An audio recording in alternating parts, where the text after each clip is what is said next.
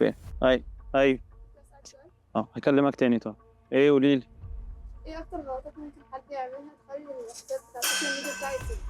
بصي، في حاجات كتير قوي غلط ممكن الناس تعملها، وده بناء على تقرير بيقول ان الناس بتعمل الغلطات دي. في الفيديو ده تابعني وهقول لك بالظبط ايه هي الحاجات دي. اول حاجه انك انت تستخدم اجهزه الشغل لاغراض شخصيه او حاجات اكونت على الفيسبوك على الانستجرام بتاعك، ده غلط. تاني حاجه انك انت تستخدم الباسورد بتاعتك لمره تانية او تعمل لها شير مع حد، ده غلط كبير جدا ما تعملوش.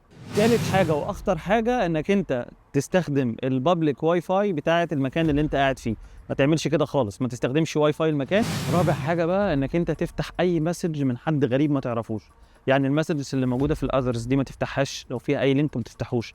المسجز اللي جايه من في البيج عندك من المسجات اللي هي بتبقى اسمها سبام ما تفتحهاش خالص، لان دي بتبقى اخطر حاجه ممكن توقعك في الاكونت بتاعتك كلها تتسرق.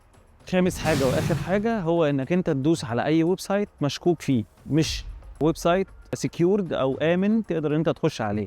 ازاي بتعمل ده؟ انك انت تتاكد من الدومين بتاع الويب سايت اللي انت داخل عليه.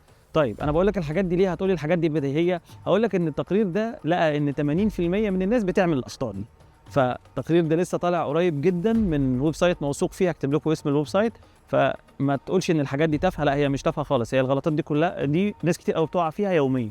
فضروري ان انت تتجنب الغلطات دي وما تقعش فيها خالص. عايز اقول لكم على الجديد اللي هيبقى قريب جدا جدا. كل الحاجات اللي انا اتكلمت عليها دي وحاجات تانية ليها علاقه بالديجيتال ماركتنج وعلاقته بالاي اي هنتكلم عليها في الكورس ده. واي حد عايز يسال او يستفسر يا ريت يبعت لي على الانبوكس في كل السوشيال ميديا اكونتس وهيرد عليه، او فريق السيلز هيرد عليه في اسرع وقت.